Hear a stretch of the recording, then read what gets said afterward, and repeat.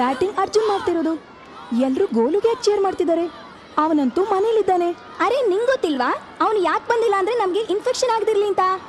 ನಾವೆಲ್ corona virus ರೋಗ ಹರಡುವಿಕೆಯನ್ನು ತಡೆಗಟ್ಟಬಹುದು.